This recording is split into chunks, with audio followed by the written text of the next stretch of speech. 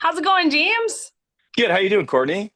I'm doing fantastic. Great to be catching up with you here as we get ready to see a Hero Moose Jaw coming up on November 20th.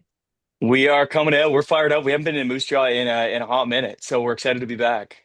I think one of the last times we actually seen you here, Moose Jaw, is with One Horse Town. So that's been, like you said, a minute.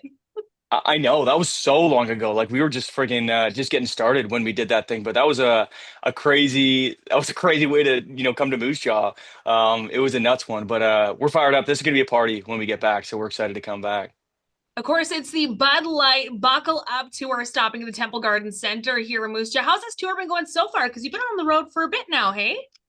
Yeah, so we kind of started. It's weird. It's like kind of been broken up. There was like the first little chunk we did the East Coast in Quebec, and then had like basically a month off, and then are jumping back into it. And it's been great so far. I mean, we've got some great openers, and obviously we just got the new album out, and we've never been able to like tour like this right off of a new album.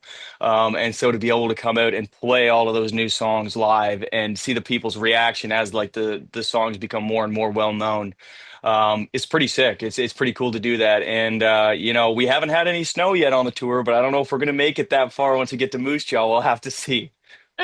Yeah, you never know what you can expect out on the prairies, hey, when it comes to the weather.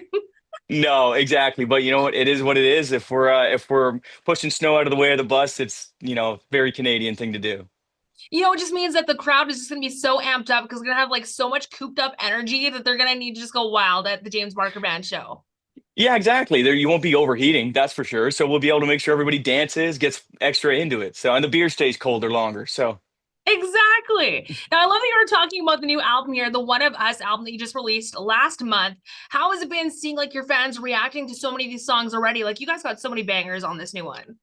yeah, it's been awesome. I mean, I feel like as an artist, all you can really do is make songs that fire you up, that get you excited. And this album is 12 songs that get us excited. Like selfishly, I listen to this album like once a week, front to back, just because I'm like, damn, we did like good on this album. And I don't know, I feel like if you can't do that as an artist, what are you doing? And so it's just been great to see people's reaction online and then also at shows.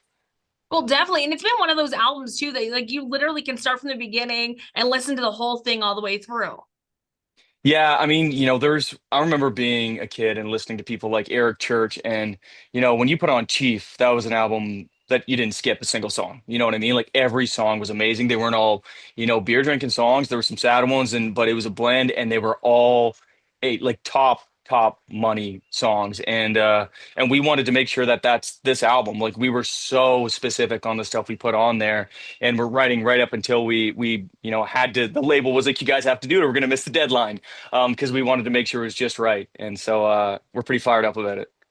Well, especially with so many great ones on this one, like I was mentioning to you, like the title track alone, One of Us, such a great song. Oh, thank you very like that song is one of those songs that, yeah, I mean, you hear this about writers and stuff. That song was better than we thought it was on the day we wrote it. Like on the day we wrote it, we thought it was, a great song. And then as we've sat with it and we've shown it to people, you know what I mean? It is just taken on kind of a life of its own. And it's almost that like, magic of songwriting thing where you're like something was captured on that day when we wrote this song, and it's resonating with people on a level that we didn't think was really possible when we wrote it. And I don't know, like that's a pretty cool thing to have happen. Well, definitely. Even the video that you guys have for it too, like so amazing. Like the visuals and the stories and everything that you guys have been sharing on your socials. Yeah, absolutely. Like we really wanted to make sure, because the song it really is a true story about all the people back in our hometown. And we wanted to make sure that we could go and do it authentically. We're like, should we be shooting this in Nashville? So I was like, no, I want to do this in Woodville. You know what I mean? Where I grew up, and I want my family and friends to be there. And that just makes it so much more authentic. And then yeah, we have these little things we've been posting on our Instagram and TikTok, just like little interviews we did while people like in between filming and stuff, with these people just telling their stories and like what their community has meant to them and small town being in a small town has meant to them. And speaking about TikTok and your socials and stuff too, I feel like you guys are some of the most interactive artists out there right now with doing the live videos, performing on like your live streams and all that kind of fun stuff. Yeah, we're trying. It's crazy. Like social media can be a crazy game because you keep putting yourself out there, and sometimes you see it back and sometimes you don't. You might think you did the best video you've ever done, and like it flops, right? Like it doesn't hit the algorithm. And then you do like the stupidest thing that you film in like 30 seconds in the van or something, and it like blows up and gets 1.5 million views. But I feel like, all we can do is like post our authentic selves, which good or bad, we actually don't have the ability to turn the filter on. So we just are what we are.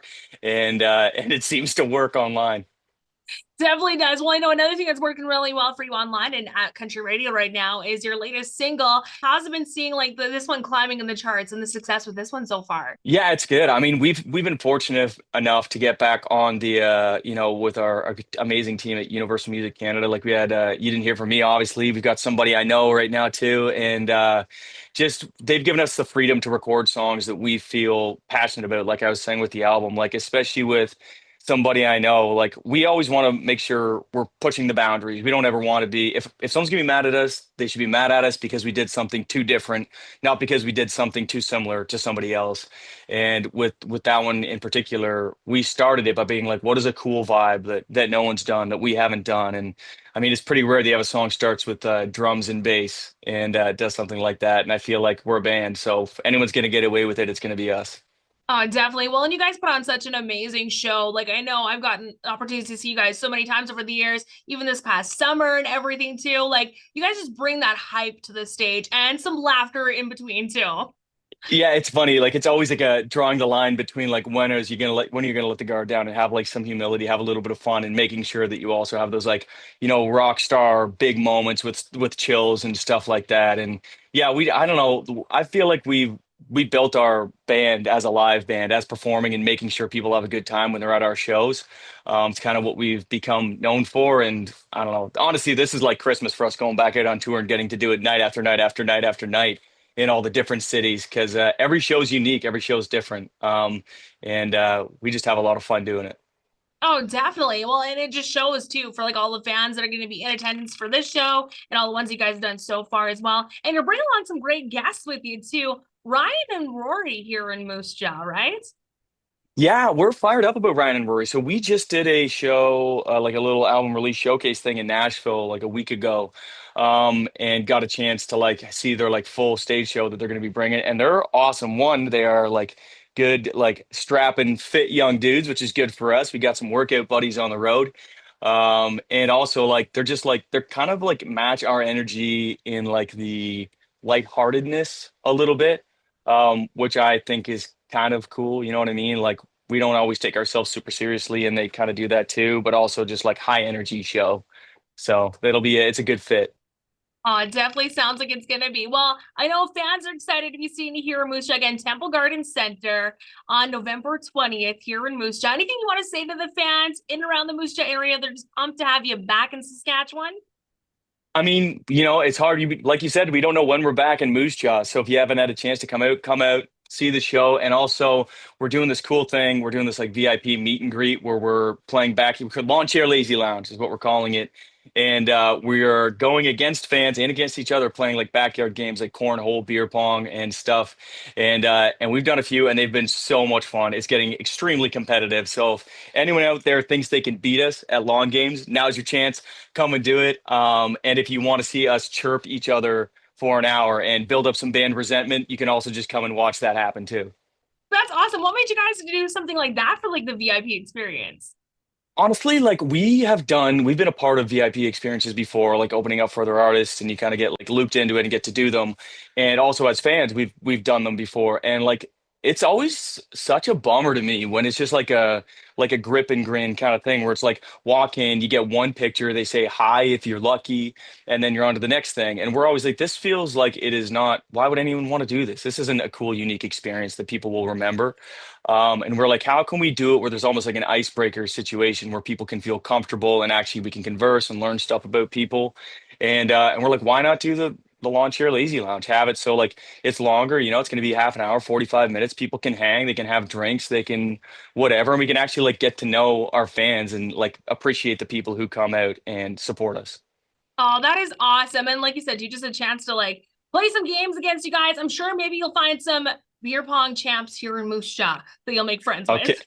We'll find out, man. We're pretty dialed in. We're getting pretty dialed in. So I'm excited for the competition. Awesome. Well, James, thank you so much for joining us here today. Looking forward to seeing you here in Moose Jaw in November. Absolutely. We'll see you soon.